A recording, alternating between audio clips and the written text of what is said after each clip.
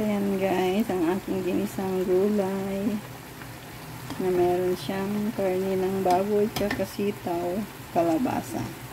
Tinimplahan natin yan guys ng konting patis para malasa. Ayan, takpan natin. Check natin guys. Ayan.